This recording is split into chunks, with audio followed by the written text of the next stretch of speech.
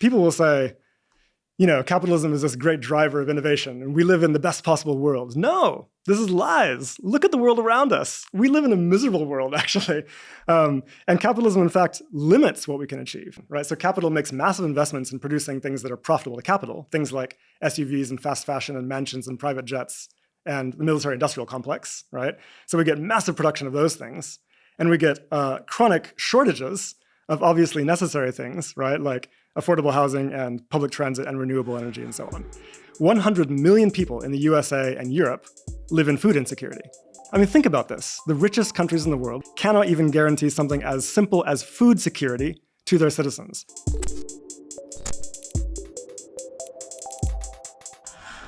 There's so much disagreement in politics right now, but one thing that basically everyone can agree on is that growth, i.e. GDP growth, is good. The more growth, the better. And the real dividing line between left and right, Democrat and Republican, Labour and Conservative, is what you do with that growth. But the growth bit, that isn't up for debate. As Keir Starmer recently put it, his agenda is growth, growth, growth. Today's guest could not disagree more with that proposition or with that general worldview. He thinks that the mindless pursuit of endless growth isn't just a bad thing, but actually it's leading humanity to catastrophe. It can only lead to a very, very devastating outcome, not just for us, but for our planet too. His most recent book, Less is More: How Degrowth Will Save the World, is fantastic. One of my favorite books the last 5 years. He's written about geopolitics, the political economy of development, foreign affairs, pretty significantly in recent years. You can find his work on Substack. I'm so looking forward to this conversation. Jason Hickel, welcome to Downstream. Thanks very much. Nice to be with you. I have waited so long for this conversation. Me too. I have to say. I'm looking forward to it. Your work is fantastic. Your recent books are fantastic. Your Substack is fascinating. We're going to cover so much material from all of those. I want to jump in right at the deep end, though, because, of course, you are one of the big voices out there on what climate collapse actually means, degrowth, the solutions, etc. We're going to go on all of that. But let's start with the kind of the diagnosis which underpins all of it. Where are we headed by 2100 with regards to climate change if we carry on with the present trajectory? So the news on that is not good. According to the last IPCC report, which comes out periodically, our current trajectory is for about 3.2 degrees of global warming by the end of the century, above pre-industrial temperatures. Looking at current policy trajectory, like policies that have been implemented, it's about 2.7 degrees. And so a little bit more optimistic than previously, but still quite bad. So give or take about 3 degrees. Now that's actually, it sounds maybe not so bad, but it's actually a really devastating trajectory. So if you look at the science that's reviewed by the IPCC, looking at temperature thresholds like that, you're looking at 30 to 50% of species going extinct at 3 degrees. You're looking at 1.5 billion people displaced from their current homes. You're looking at multi-breadbasket failures, meaning potentially food shortages in several parts of the world at the same time. Makes it more difficult to kind of cover it with redistribution and so on. So famine is more likely. Of course, to some extent, adaptation can mitigate some of this, but the future looks fairly bleak on our current trajectory. It's really not a future we want to aim for. And 3.2, would that be the end of it, or would that just be the midpoint of something much worse? That's a good question. I guess it really depends on what happens between now and then, right? Which is very difficult to predict. So these models go to 2100. Few of them go beyond that. So it's a mixed bag depending on policy trajectories by then. Well, what's the worst case scenario by 2100, according to people like the various commissions that make these kind of calls for the UN? Or look, it's difficult to say because the worst case scenarios kind of change as modeling improves, and so some will point to 4 or 5 degrees if we really just don't get our act together at all. It's hard to say, right? Of course, the political situation can also change as things heat up. Of course, and politics also transform. You could see much more radical change in response to that. And so I think that trying to predict worst case scenarios is a little bit difficult. I think that these kind of more what's the middle of the road scenario is much more realistic, probably.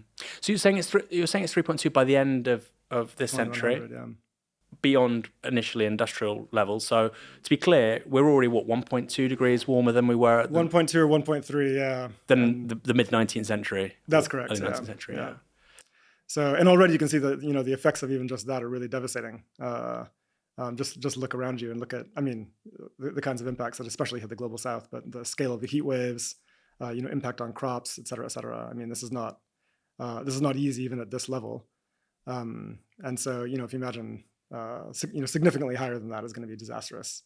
It's really not a world we want to inhabit. In fact, you have some climate scientists like Kevin Anderson, one of the UK's most prominent climate scientists, who routinely says that 3 degrees is actually not compatible with organized human civilization as we know it. Now, that doesn't mean that there's going to be mass death. I think that's an unlikely scenario, but it does mean that a lot of the things that we take for granted about the organization of society today would not be feasible in such a world. So it's kind of a different planet.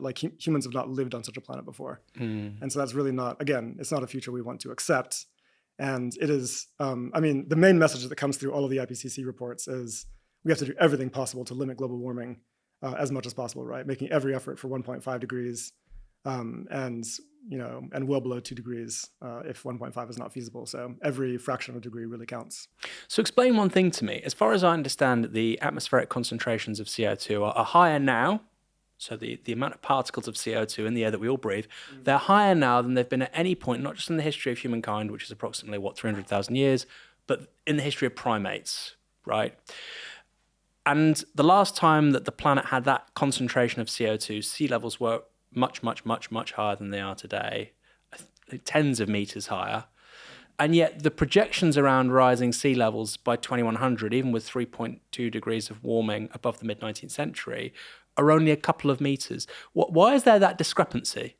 So this is not something that I'm necessarily qualified to talk about, I should say. But I think a lot of it has to do with the timescales on which the melting occurs, right? So if you hit 3 degrees, let's say, then by 2100, you're going to have a certain level of sea level rise, which will be fairly devastating. But the rising seas will continue after that, even if you stop at 3 degrees, right? So if no more warming occurs, sea levels will continue to rise in the centuries going forward.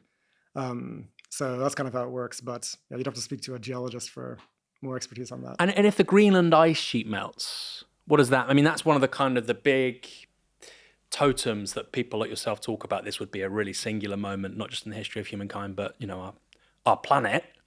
What would the implications of that be, say, in the next century or two? Yeah, again, there's different models that predict different kinds of things, and so it's difficult to say with any kind of absolute accuracy. But I would say that if that occurs, you're looking at much faster sea level rise than existing models would project. That's something that we, that would be like a pretty significant sea level rise event. And the problem with really rapid rise like that is that you're looking at makes it much more difficult to adapt, right? Now, in some rich countries, you might be able to manage adaptation fairly well, moving people away from coastal areas and so on. But there's going to be a lot of parts of the world where it's not feasible to adapt fast enough, and there'll be a lot of suffering as a result. So, your productive capacity as an economy actually plays a lot into this, and this is one of the reasons why typically global South nations are hurt a lot more from climate damages because they have a lot less productive capacity to reorient towards adaptation, right? If you just look at heat waves, some of this can be mitigated with air conditioning, but you have to be a country that has enough productive capacity and investment capacity to build out, universal air conditioning infrastructure, which is not feasible for a lot of people. So this is one of the reasons why you look at mass increase in mortality likelihood probabilities in global South countries under climate change scenarios. And it's, and that dimension is terrible when you also consider the fact that it's overwhelmingly the rich countries that are responsible for driving this crisis. Research that we published in The Lancet a couple of years ago shows that the global north countries, right, the countries of the imperial core, are responsible for about 90% of all of the excess emissions that are driving climate breakdown, right? So that's emissions in the atmosphere in excess of the safe planetary boundary of 350 parts per million, 90% due to the global north. And yet something like 92% of the economic costs are inflicted on the global south, and about 98 to 99% of the climate change related deaths occur in the territories of the south. It'd be impossible to overstate how unjust that is, right? We're looking at climate change as effectively a process of atmospheric colonization by the rich countries, appropriating more than their fair share of our atmospheric commons. And then also, the effects are playing out along colonial lines. And so these colonial dimensions of the climate crisis, I think, are really important to highlight. For me, that's really what matters. And I think if we're if we're not attentive to that fact, then we're kind of missing out. We're missing what's actually happening here.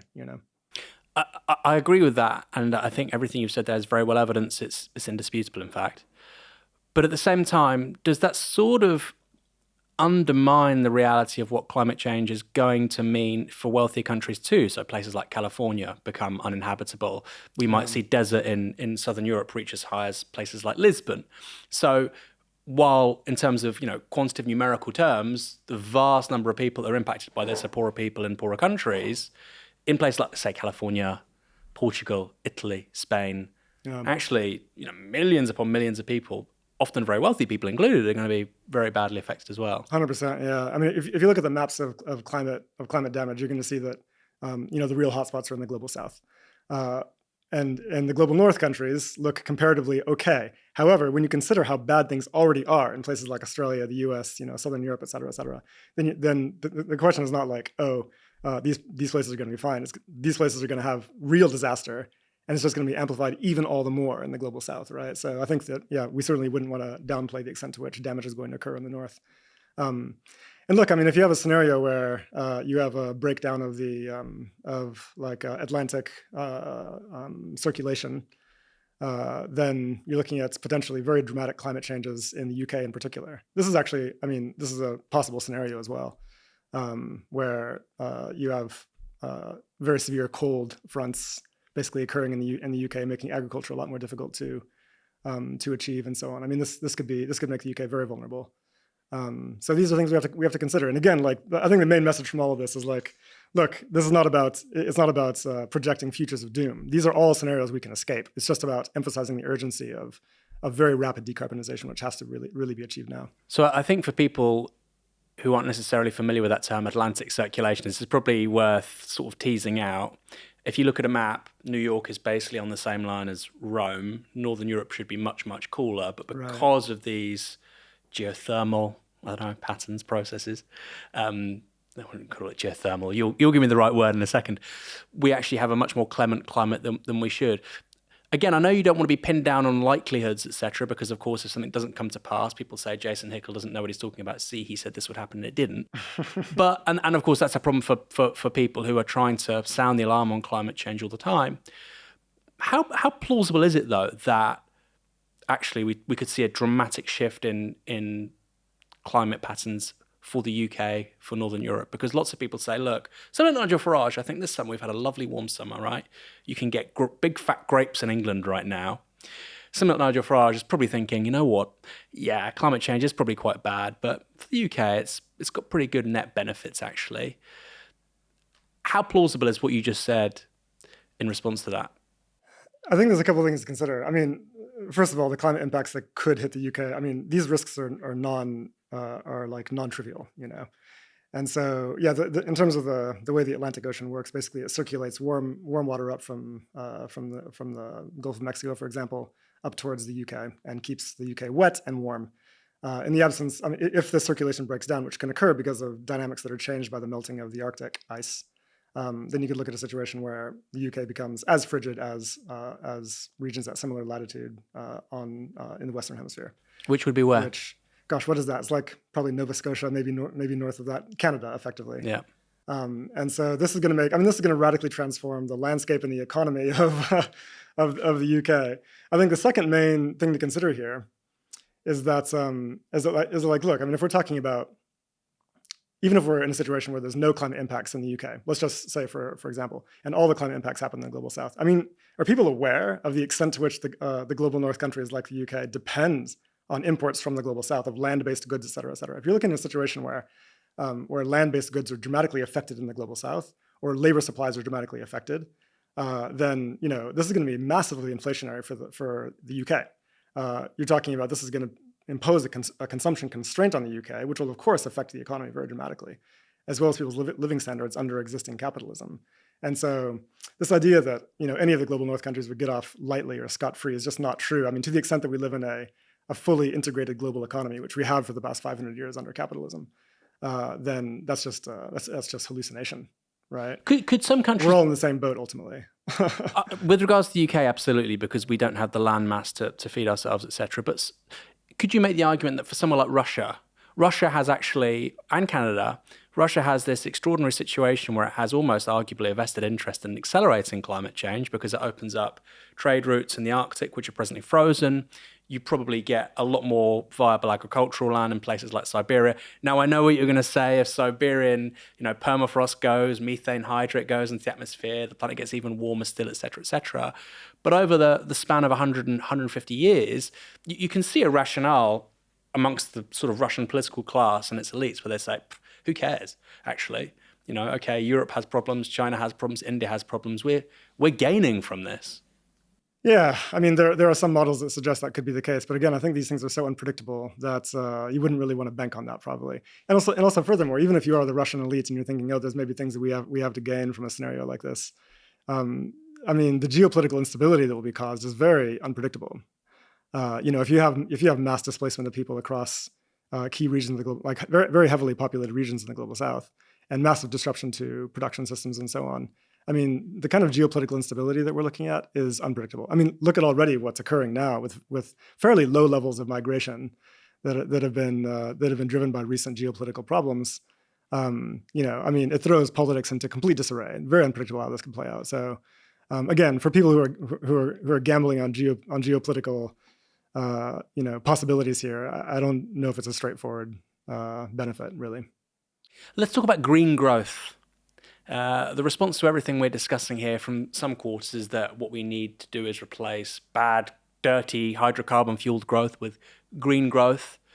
What would your response to that be? I mean, I think it's kind of it's absurd on so many different levels. Let's put it that way. It's interesting because it's a very common discourse. And of course, it seems to make sense, right? I mean, we start from the premise that growth is necessary for the economy, and everyone assumes that growth is automatically good. I mean, the discourse is basically growth is innovation, improvement, social progress, et cetera, et cetera. But this is not at all what growth actually is. I think it's quite important to point out.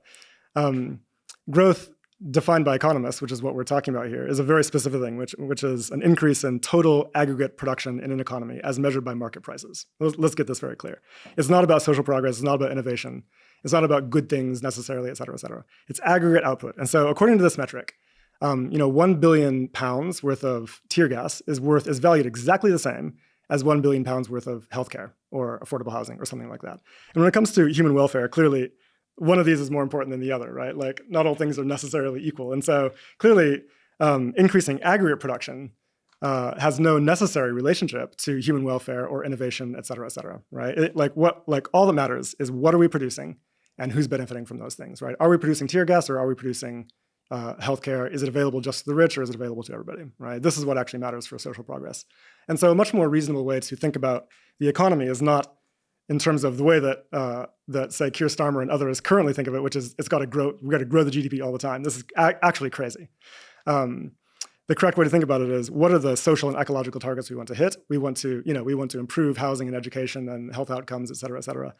We want to improve soil quality and reduce emissions. These are the objectives we should set for the economy, and we should plan production around achieving those things, right? So we should increase some forms of production to do those things, more, affordable housing and, high-speed rail and things like that, and a lot less unnecessary things like the tear gas or the weapons or, SUVs and fast fashion and so on, right? This is a much more rational way to think about the economy. So GDP, I think we have to start with this problem, which is that it's ultimately a metric that measures what is valuable to capital, right? And not what is valuable to humans, to say nothing of the planet. So I think it's a metric we have to discard. Saying that is not even particularly radical, but it definitely does not belong in any socialist discussion about the future of the economy. So, but to go back to the question of green growth, basically what they say is they want to keep everything the same. They want to keep everything the same with the existing structure of production, the existing metrics of production, and make it compatible with ecology. Okay, so decarbonize the system and keep all the cars, et cetera, keep all the houses in their existing form, but switch to EVs, for instance, right? So technological change and decarbonization. Now, there's a problem with this, which is that in high-income countries have very high levels of energy use. And this is actually one of the main problems we're facing right now, right? High-income countries have really high levels of energy use in excess of what is feasible in terms of decarbonization compatible with the Paris Agreement targets, okay?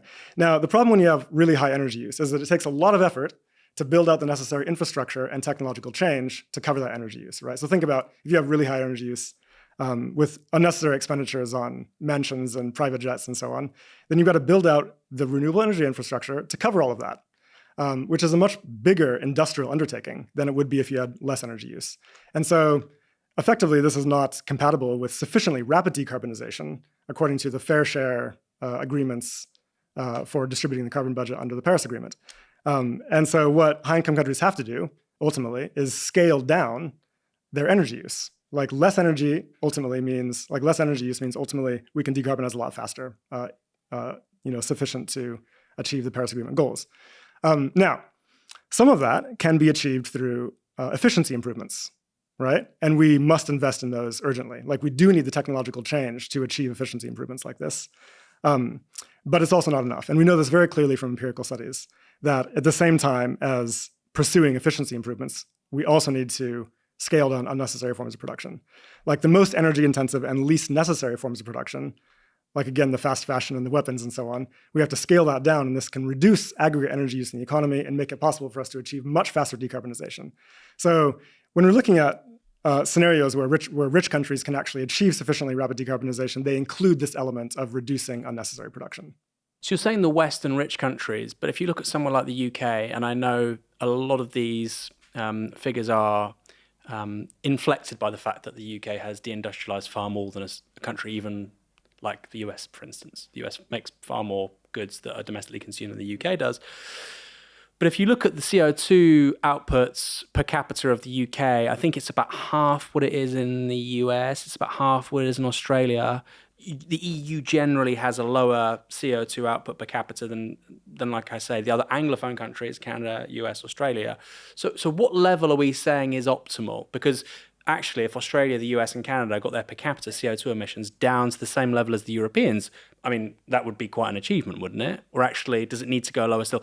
Basically, what country right now, in terms of CO2 emissions per capita, would you say that's where the whole world needs to be? Well, it doesn't quite work that way, right? Because you have to consider the fact of the carbon budget, which doesn't work in terms of annual emissions, right? What counts is your total emissions over a period of time. And whether that's we start measuring from now or from 2020 or historically from 1990 or 1960 or even earlier. And the point is that the excess emissions of rich countries have blown their fair shares of all of these carbon budgets. And now they have a lot less to work with if we're going to split the carbon budget fairly. And so we know that even if we start from 2020, let's say, and measure carbon budgets from there, there's actually no high-income country right now that is currently on track to reduce their emissions fast enough to stay within their fair share of Paris Agreement target carbon budgets. That's a fact. They have to dramatically accelerate their mitigation, and there's nobody on track to do that. Even the best performers are off track on this. Who are the best performers? I mean, the UK is actually one of them. I think Luxembourg is maybe one. Spain is doing fairly well. It's Belgium maybe, et cetera. I mean, I can't remember exactly who are the best here. But we did a study recently published in the Lancet Planetary Health that looked at the best performing high-income countries on this. And we found that on average, among those best performers, the ones that are achieving absolute decoupling of GDP from emissions, right, it'll take them about 200 years to reduce emissions to zero. I mean, think about that. That's the trajectory we're on. This is completely inadequate, and no one is taking this seriously. And so I think that's really the challenge that we face, right? Much faster decarbonization is needed, and in order to achieve that, we're going to have to make some very serious changes. Now, I mean, the biggest obstacle here to rapid decarbonization is in fact capitalism. We'll get to that. Go on, maybe we can start that conversation now. So let me see if I can explain how this works, right? So under capitalism, production is highly undemocratic, right? So people like to think of capitalism as this is just a system of markets and businesses and trade. But that's in fact not at all what capitalism is about, right? Markets and businesses and trade existed for thousands of years before capitalism. They've taken many different forms and they're innocent enough more or less on their own, right? So what defines capitalism is that it's actually a fundamentally undemocratic system. Now, this may seem strange to hear for those of us who live in democratic political systems where we get to elect our officials from time to time, right? Even if we acknowledge that these democratic processes are inadequate and corrupt. But when it comes to the economic system, right, the system of production, which shapes our civilization, determines the direction of our future, and is what we are engaged in most of the time in our waking hours, right? Not even a pretense of democracy is allowed to exist. Production is controlled overwhelmingly by capital under capitalism, and that is specifically today, the major financial firms, the commercial banks, the big corporations, and the 1% who own the majority of investable assets. So these people who control finance and productive capacity get to determine how to use our labor, how to use our planet's resources and our planet's energy, what to produce, and then who benefits from the yields of production. And then, of course, they also get to determine the allocation of the surplus that we all generate with our labor and our production, right? So we don't get a say over what gets produced, for what purposes, who benefits, and what to do with the surplus. Highly undemocratic, okay? Now, for capital, the purpose of production is not, in fact, to meet human needs or to achieve social progress, much less any ecological goals. That's not the objective. The objective is very singular, which is to maximize and accumulate profit. Now, this leads to, as a result, perverse forms of production, right? So capital makes massive investments in producing things that are profitable to capital, things like SUVs and fast fashion and mansions and private jets and the military-industrial complex, right? So we get massive production of those things, and we get chronic shortages of obviously necessary things, right? Like affordable housing and public transit and renewable energy and so on. And so this is actually what explains our current paradox, the double crisis that we face right now in the world, right? Which is an ecological crisis driven by massive production to the point of overshooting 6 planetary boundaries, driving ecological breakdown. But at the same time, we have massive deprivation socially. 2 billion people around the world live in food insecurity. I mean, something as basic as food security cannot be supplied by capitalism for everybody. 5 billion people, lack access to necessary healthcare, right? And this is obviously mostly in the periphery of the world system, but it's true also in the imperial core, in the high-income nations themselves, where I was just looking at data on this recently, actually. 100 million people in the USA and Europe live in food insecurity. I mean, think about this. The richest countries in the world with massive quantities of productive capacity, massive total aggregate output and consumption, cannot even guarantee something as simple as food security to their citizens. The working classes in these regions are immiserated despite the vast wealth that they produce, right? And so what explains this paradox is capitalism. It misallocates productive capacities, labor, resources, et cetera. And when it comes to I'm getting to the point about climate. When it comes to the question of renewable energy transition, this is extremely important because we know what needs to be done, right? We need to scale down production of fossil fuels and increase production of renewables. Now, for a long time, economists insisted that as soon as renewables were cheaper than fossil fuels, this transition would take place more or less automatically. But that occurred almost 10 years ago. Renewables are now about 50% cheaper than fossil fuel gas. And yet the transition is not occurring at the necessary pace, right? Why is that? It's because capital does not, in fact, care about the price of energy. It cares about profitability, right? And so fossil fuels, despite being more expensive, are 3 to 4 times more profitable than renewables. So therefore, capital continues to invest massively in producing fossil fuels, makes totally inadequate investments in renewable energy production, even while the world is burning around us. This is absolutely crazy and gives you a sense for how insane, how illogical, how irrational the allocation of productive capacity is under capitalism, right? We cannot even achieve the thing that we know we need to achieve and which we are capable of achieving very quickly. We're not doing that. And the reason is because we do not have control over our productive capacities. Now, if we did have democratic control over production, which is socialism, right, then we would be able to solve our ecological and social crises very quickly, right? I mean, it is not difficult to ensure food security for all. It is not difficult to ensure universal healthcare. Renewable energy is very simple to develop and expand. We could deal with these crises, abolishing human deprivation and dealing with the climate crisis in very short order if we had democratic control over our productive capacities. And this is so crucial, I think. Like, people will say, capitalism is this great driver of innovation, and we live in the best possible world. No, this is lies. Look at the world around us. We live in a miserable world, actually. And capitalism, in fact, limits what we can achieve. It limits our capacity for innovation, because we only get innovation that is profitable to capital, right? Not innovations that we actually need for improving well-being and ecology. And it limits what we can actually do with our labor. We know what we need to be doing building the houses, building the renewable energy systems, building the public transit. But we are not permitted to do those things, even though we have the capacity to do it, because we don't have control over our productive capacities. This is crazy. And I think that's the core contradiction that must be overcome. And this is crucial, I think, for the climate movement right now, right? Like, the climate movement has been very effective at bringing to attention the climate crisis as an emergency, building up a political will to a popular will to address it. And yet, nothing is happening in terms of policy, right? Why? Because our governments are aligned with the interests of capital. Our governments are capitalist. And until this sinks in for people, and the reality becomes clear, which is that we must overcome capitalist control over production if we want to address these crises, I think we're going to fail. And so we have to build the movements that are necessary to achieve that. And I think that's the main task that we face right now. So you talked about what matters to capitalists with regards to energy transition is the rate of profit, the profitability, rather than costs, or the fact that renewables they reach price parity with hydrocarbons a long time ago. Yeah. California should be replete with solar arrays. It's very, very cheap. Some of the cheapest energy on earth right now is solar energy. Totally. In California, but it's not happened because of the reasons you've said. Another thing as well is that solar is deflationary. It's constantly falling in price. I'm not going to compare it to Moore's law with computing because it's not as quickly, and that's kind of a bit of a cliche, but it's a similar pattern. It's only heading in one direction.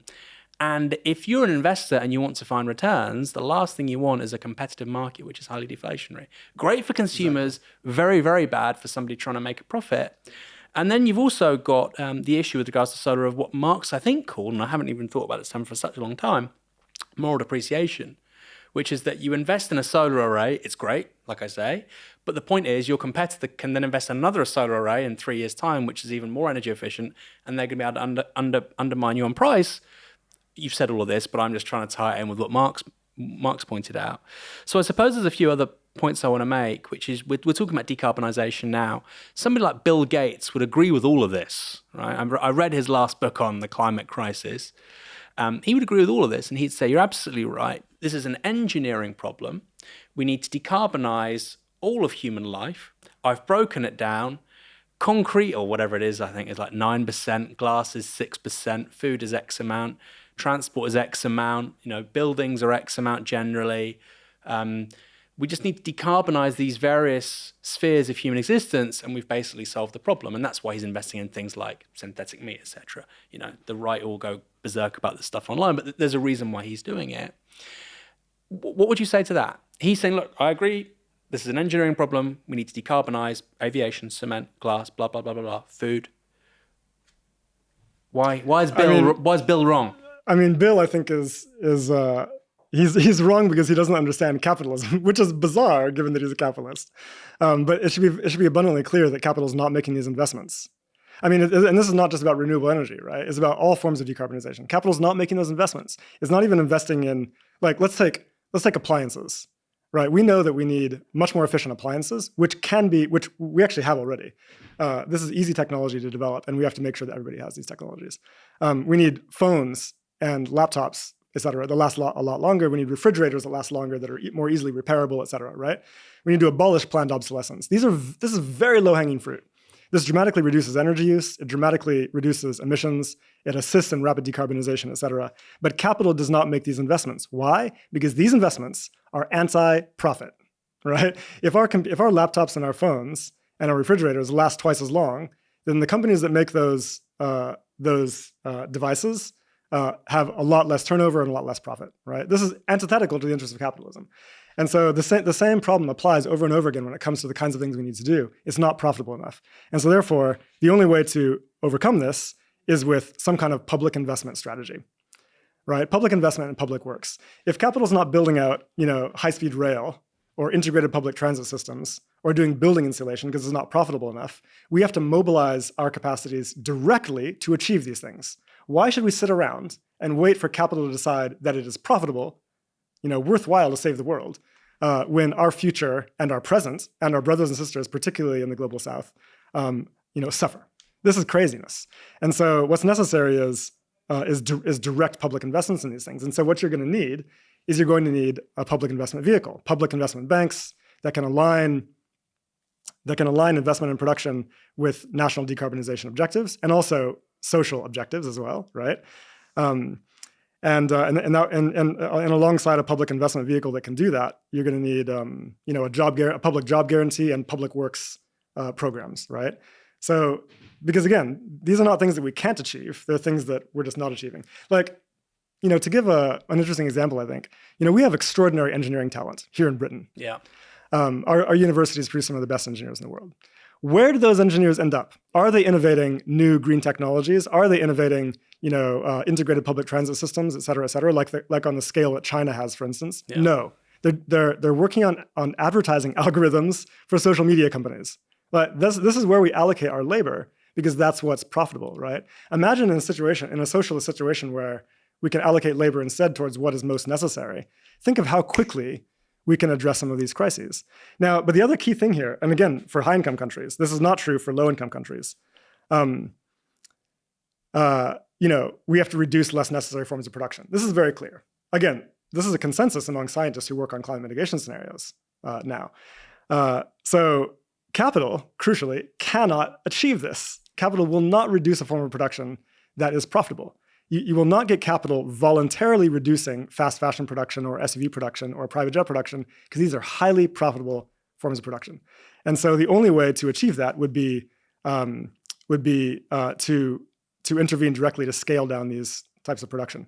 And so you would need something like a credit guidance framework, right, which was widely used in the middle of the 20th century, is a key socialist policy that would basically prevent private investment from commercial banks, for example, from flowing to these target industries that you want to scale down, that we democratically agree we don't need and are damaging and should be scaled down. And so again, this is something that capital can't achieve. And so on two fronts, the fact that capital is not making investments in the necessary new forms of production, and also that capital continues to do harmful forms of production, not just fossil fuels, but others, this is a very serious obstacle. And to my mind, means that, taken together, under the current arrangement, we will not be able to achieve our social and ecological objectives. So looming in the background to this whole conversation so far is China. We've talked about capitalism not being able to feed people living in income deprivation, food deprivation. Of course, somebody might be watching and listening to this from a very different place politically. I hope they are. Maybe they'll learn something. And they'll be saying, but hold on, Jason, China has taken 900 million people out of poverty in the last 45 years, and that was through market mechanisms, integration into the global economy. I'll come back to that in a moment. So that's the first point about China and how actually markets have managed to be used as an instrument of extraordinary poverty alleviation. Then secondly, my sort of addition to that is China a capitalist economy? Because, I've thought about this a lot. Some people call it state capitalist, which maybe it is. But it's an economy with markets, clearly. But as Eric E. Lee put it, great academic on this stuff, he said, ultimately, political power in China is not driven by the interests of capital. Political power, agree or disagree, and sometimes it does terrible things like the one-child policy, political power in China is effectively, it resides with the Chinese Communist Party, and its choices are imposed on resource allocation rather than the other way around. Capital decides resource allocation, which then politicians in our so-called democracies basically are apologists for, right? Or they might try and mitigate a little bit. In China, it's the other way around. Where do you sit on that? Because a lot of the things you're saying, China is doing, right? We had DeepSeek recently was basically started by a guy who was a hedge fund manager, and he reallocated, I think, a significant number of his quants, stop working in finance and go and work on this LLM AI product I'm trying to build. He bought all of these NVIDIA GPUs and so on. I think we should be doing that in this country. So what's your view in China with regards to all the issues we've touched upon so far? Yeah, I would definitely say that, look, it's difficult to characterize China as capitalist or socialist because it's changed over history, right? Clearly during the Mao period, it was very clearly a planned socialist economy. There were market reforms that were implemented in the 80s and 90s. There's big debates about, how good or harmful or necessary those were. And this could be a whole podcast episode in and of itself. And it's something I'm actually very passionate about exploring. But that's a separate story. But I would say that now, and certainly since the 18th National Congress in 2012, there's been a very decisive shift back towards socialism. And we can see key elements of socialism in China's economy in the following ways, right? First of all, something like 20 or 30% of their GDP is produced by state-owned enterprises. I mean, so there's public control over the commanding heights of the economy. And that includes, by the way, finance. And this is actually really crucial. This is so important, I think.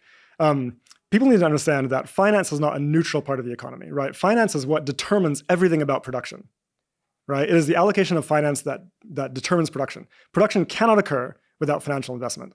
And so under capitalism, when finance is basically just our surplus that's guided towards new forms of production, right? When capital has control of production, then they invest in whatever is most profitable to them. And this is what our financial sector does. And this is why we have very perverse forms of production. In China, the finance sector is aligned with China's national development objectives and the 5-year plans and so on, right? So when China decides, you know what, we want to achieve rapid development of renewable energy technology, EVs, AI, whatever it might be, then they can turn on a dime like that, achieve the necessary investments, and very rapidly accelerate production and innovation in these ways, in ways that the West cannot because they're not profitable enough. So China doesn't, the national investment banks don't care about profitability. This is crucial, right? And this is why, China has been able to make massive investments in renewable energy technology to the point where now they produce 90% of renewable energy technologies in the world, 80 to 90% of the necessary materials required for renewable energy around the world, right? They're installing renewable energy capacity in the last several years more than the rest of the world combines. The scale of this is astonishing. China is responsible also for about 30% of the world's reforestation over the past several decades. Reforestation, by the way, is a zero profit, is a loss-making enterprise. But China can allocate labor and productive capacity towards those objectives, paying people wages to plant trees, right? Regardless of profitability, because that's part of the national plan. This gives you a sense for the power of industrial policy and public control over finance. And by the way, not long ago, nobody saw this coming in China. China did not have these capacities. Now China has the best EVs in the world. They've outstripped Western EV technologies, right? And so this is a testament to the power of planning and industrial policy. And I think that you look at the Western nations and they're scrambling. The Biden administration recognized what was happening here, and they did their best to implement their own industrial policy. People realize now that we need industrial policy to solve basic problems. And but the U.S. industrial policy was just absolutely pathetic. It boiled down to saying, we're going to throw a bunch of public money to de-risk certain investments in certain sectors and basically just line the pockets of capitalists to do the things we hope that they're going to do. There's no guarantee they're actually going to do them, but the U.S. is incapable of thinking beyond just the profits of capital, when what is necessary is direct mobilization of productive capacities. Again, we have more than enough productive capacity to solve our social and ecological problems. It is simply a question of who controls it. Okay, so that's as far as China goes. But of course, there are elements of the Chinese economic system that may seem like not the socialism that we might want to see.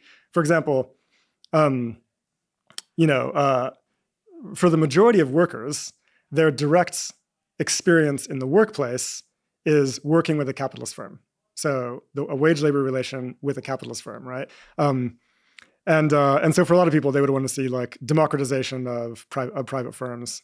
And I'm actually in that camp, although I think that under Xi Jinping, there's actually moves in this direction. And one of the ways we've seen this is recent policies to ensure that any firm that has, I think it's more than 3 Communist Party members as workers in the firm, they get to set up a CPC unit inside the firm that then has some governance say, right? And so groups of Communist Party members inside firms can actually participate in the governance of private firms.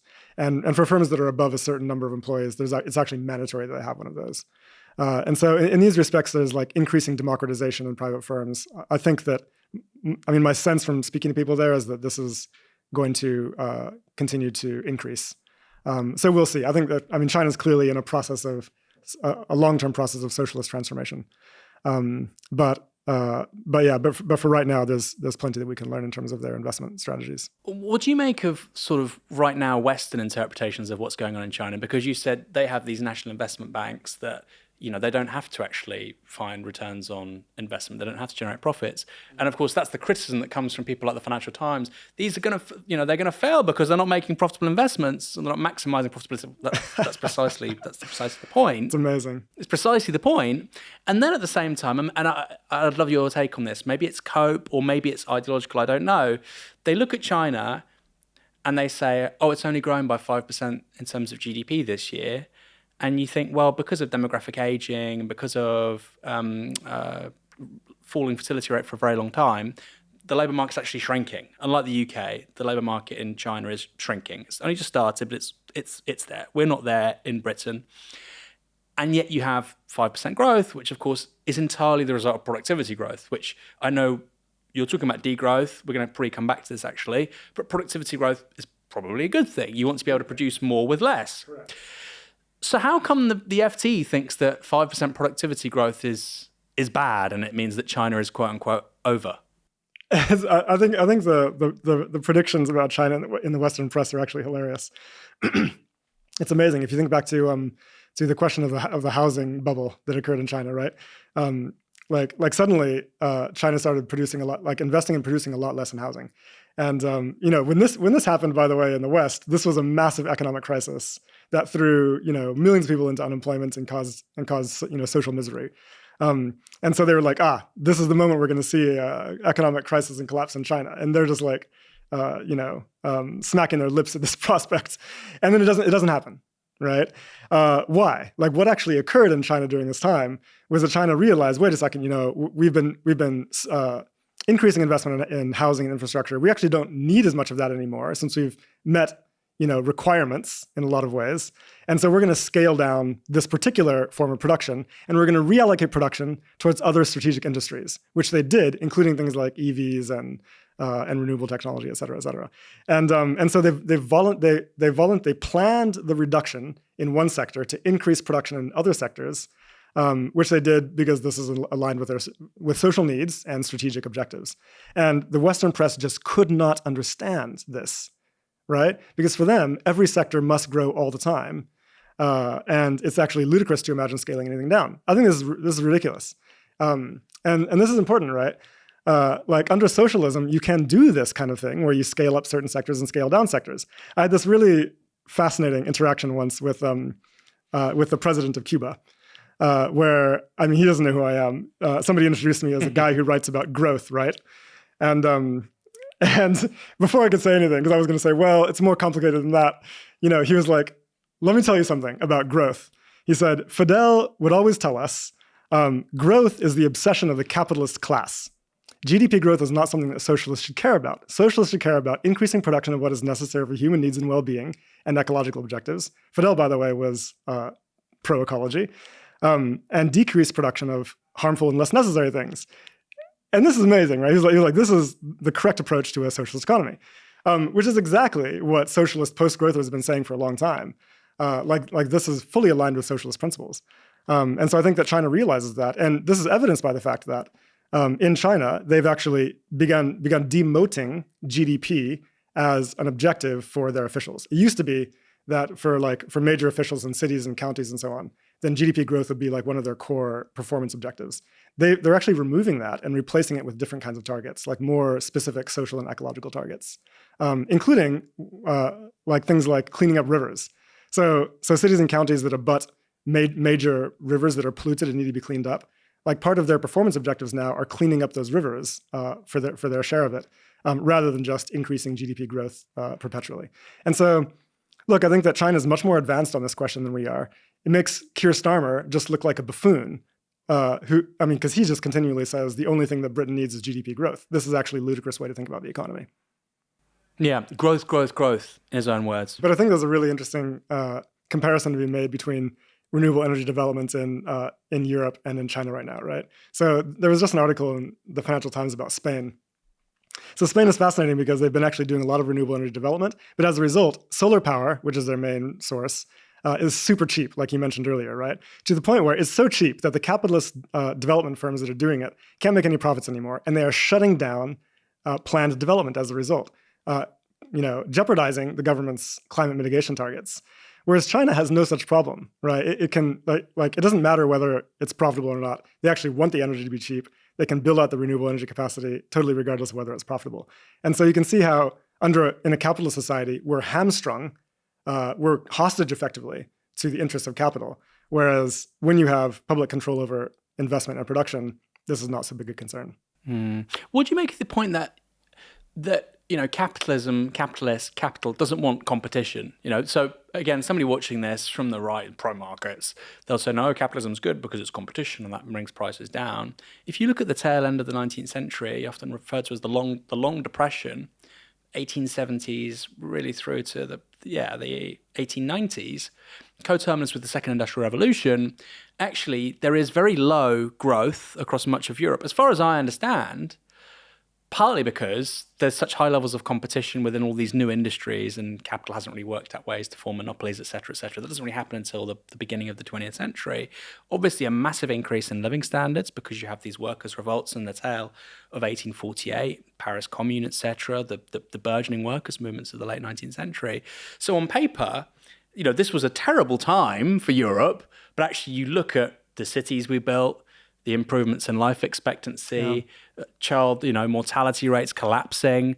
In no way does that map onto sort of GDP data. I mean, is that fair? Is there actually a bit of a historical example for the things you're talking about? Actually, you know what? There's several studies. There's several empirical studies on this actually, which are really interesting. And it's amazing to me this doesn't get more attention. But we have a real historical experiment because in the 1980s. We had socialist economies covering quite a lot of the world population, right? Before the end of 20th century socialism in most countries in the 1990s.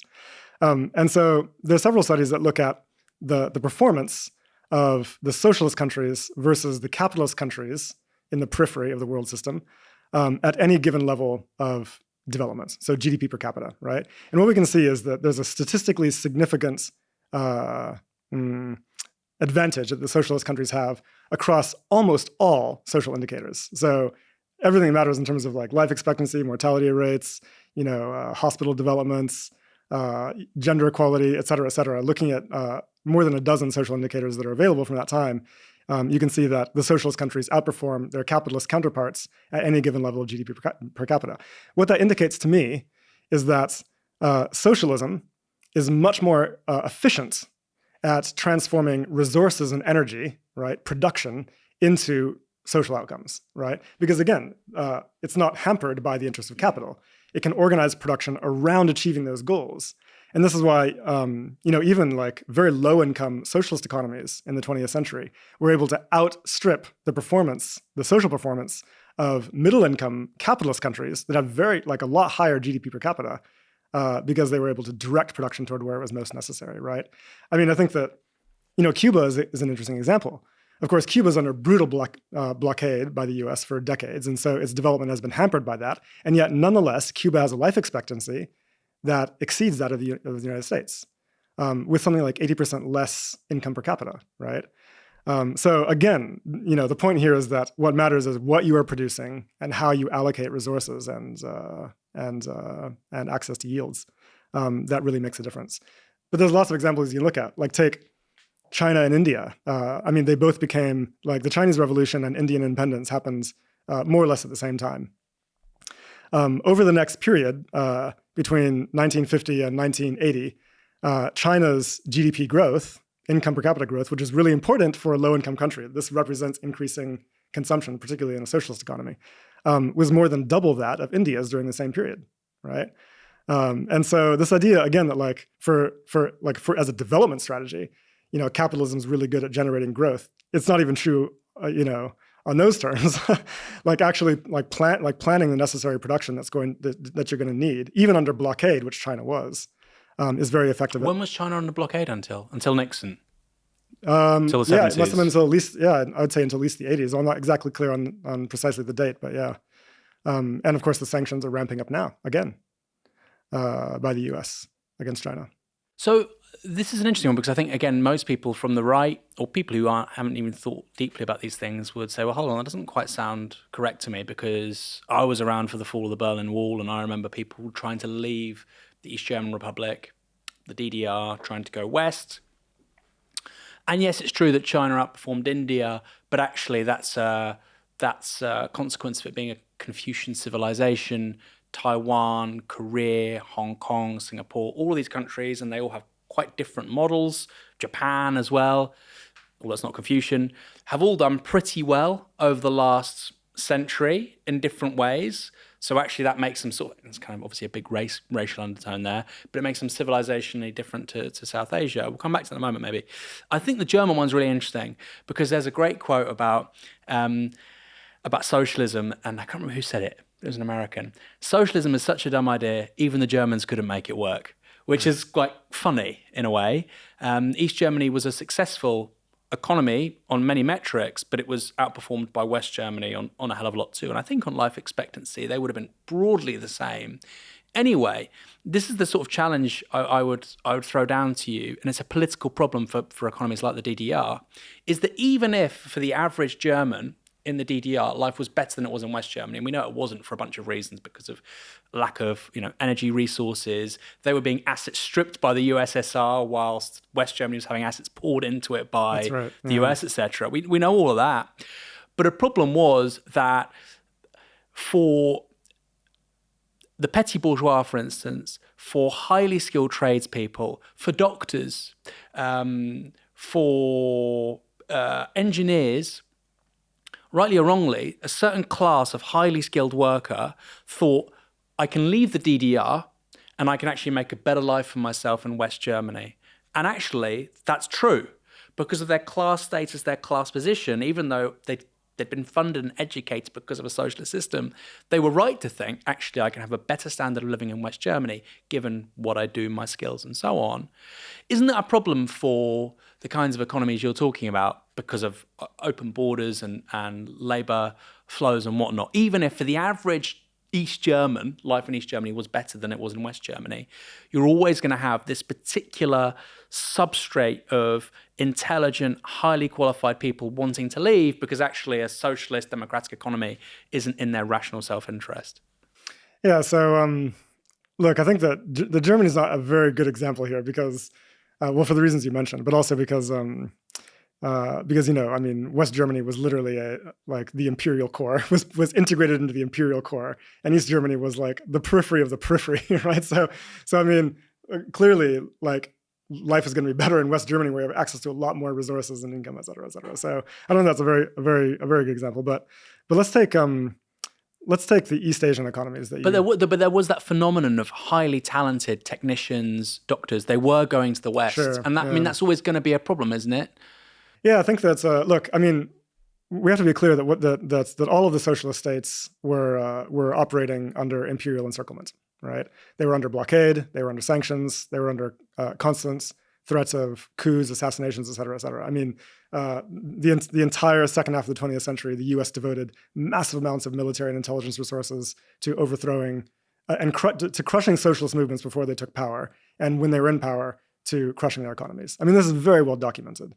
It's effectively World War III, right? We call it the Cold War, which is strange to me because, of course, it was in fact a hot war. I mean, look at what they did to Vietnam, for example, or to North Korea. I mean, we're looking at like the incineration of entire societies. Yeah. In fact, the kind of violence that was visited upon Vietnamese peasants and North Korean peasants during U.S. military campaigns is in fact the precise precursor to what they're now doing to Gaza. Total destruction, right? That's what they did to socialist economies. Anyone who tried to do this. Over and over again, we see that the US and its Western allies intervenes in the periphery of the world system to crush liberation movements like this. And so that's what they were dealing with. And so therefore, their material conditions often were not easy. And under those conditions, then yeah, sure, you're going to get some people defecting, isn't it? A lot of people, of course, also do stay because they are ideologically committed to building a liberated nation. So, well, China's managed that, I think right? China's a good example. That's what I mean, and this is really intriguing because, if you believe the propaganda, actually what should be happening is China has all these really talented comp sci people, engineers, medical people, entrepreneurs, tons of them. They should all be leaving China, and yet highly wealthy individuals are leaving because of Xi. But actually, I think if you look at, for instance, the number of US-trained Chinese PhDs, they're going back voluntarily. I mean, that's a really interesting thing because that's kind of not meant to happen. Yeah, that's interesting. Yeah, so I think that's a good example. Look, but to address the question of the East Asian tigers, because this is actually an important one, I think. Everyone will say, the East Asian tigers in Japan are very good models of capitalist developments in the periphery. But in fact, I think we have to understand what was particular about these countries, right? First of all, in the rest of the periphery, the US intervened violently to crush liberation movements, and then in the 1980s and 1990s imposed structural adjustment programs on these countries, in most countries across the global south. What they did was they effectively dismantled the possibility of industrial policy and planning and public provisioning and public finance, et cetera, et cetera. This was like radical neoliberal austerity and other market reforms imposed on countries with devastating economic effects, by the way, reorganizing production in these economies, not around national human needs, right, and development, but rather around consumption and accumulation in the imperial core. Now, for the East Asian tigers, what we today call the East Asian tigers, the US did not do that. It, in fact, supported them we're talking about Korea, Taiwan, et cetera, right? And Japan after the US occupation, supported them in using state-led development policy.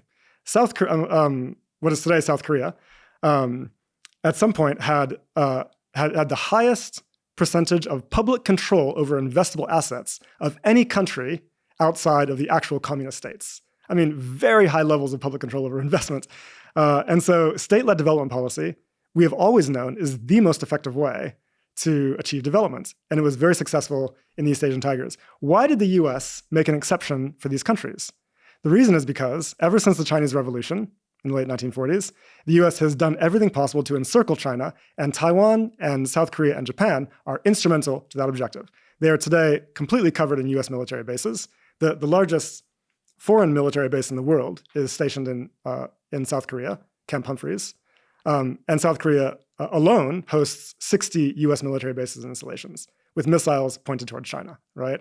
So the development of these particular small capitalist states was part of a process of purposefully integrating them into the imperial core for geopolitical considerations to surround revolutionary China.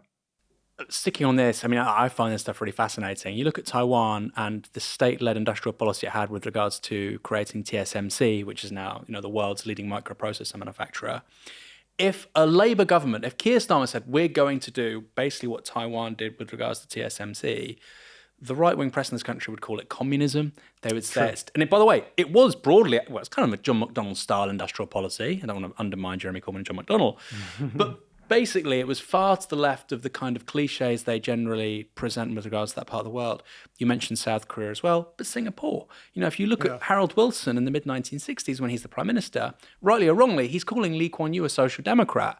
Now on law and order, on crime, obviously he's a deeply conservative man, but there are clear policies on things like state investment in terms of the public ownership of land.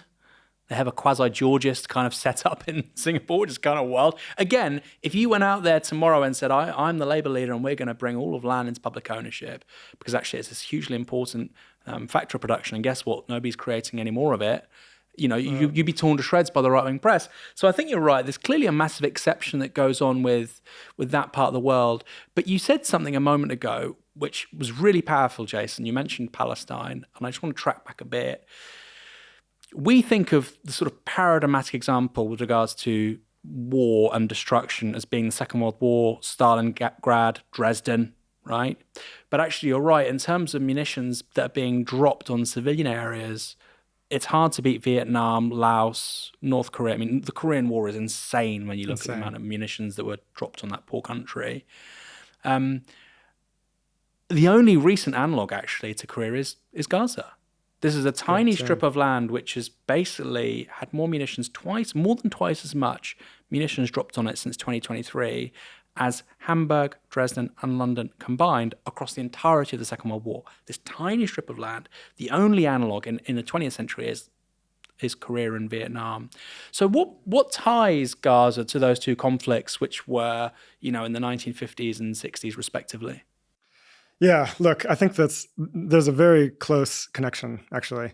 I think that we have to see the destruction of Palestine, the genocide in Palestine, as a continuation of a long backlash against anti-colonial struggle across the global South, which is actually essential to the organization of capital accumulation on a world scale. So let me explain what I mean. So we talked before about how, like what is capitalism? It's about maximizing accumulation of profits and for capital.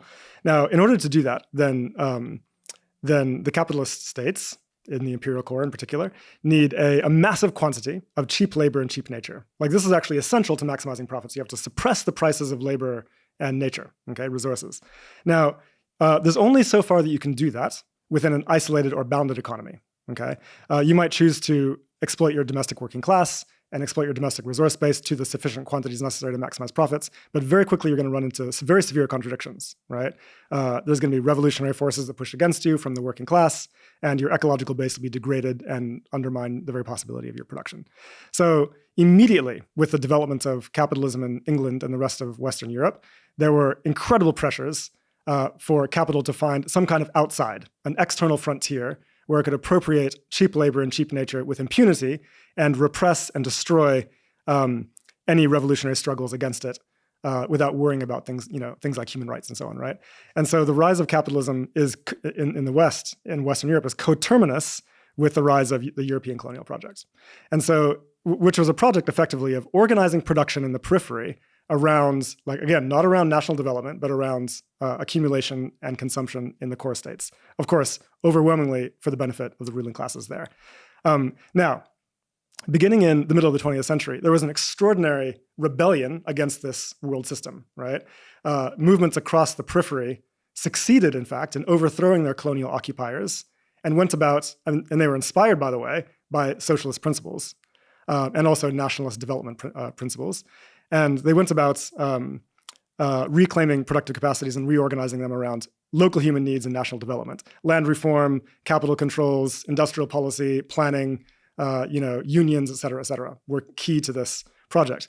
This posed a very severe threat to capital accumulation in the core states, right? Western Europe and its settler colonial offshoots like the USA, Australia, et cetera. Because the more the global South produces and consumes for itself, right, the more it cuts off access to cheap labor and cheap nature for the core states, making capital accumulation in the core very difficult to achieve. So the crisis of the 1970s that hit the US and the UK in particular, right, the crisis of stagflation that we all know about, was largely caused by a rising supply price from the periphery. It was no longer possible for them to get the quantities of cheap labor and cheap nature they used to obtain for the past several hundred years, right? And therefore, they experienced inflation and also a decline in their growth rate. This put capitalism in a very, very difficult position, especially because at the same time, wages are rising domestically, given the power of organized labor, right? So at this point, capital in the core faces a choice, a fork in the road. Either they can accept decolonization and also social justice at home and shift to a post-capitalist economy where profit maximization and capital accumulation are not the core objectives, right?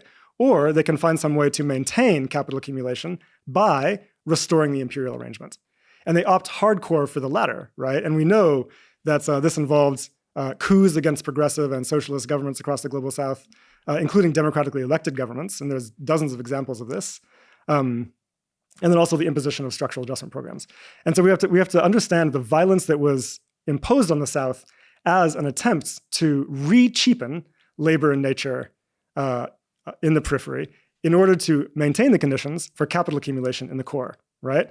And so in this sense, capital requires this imperial arrangement, this kind of colonial arrangement, right? And the violence that we saw against Vietnam and North Korea and Laos and the encirclement of China is all organized around that objective. You want to prevent national development, right? Prevent economic sovereignty, because you need to maintain them in positions of subordination in your supply chains, right?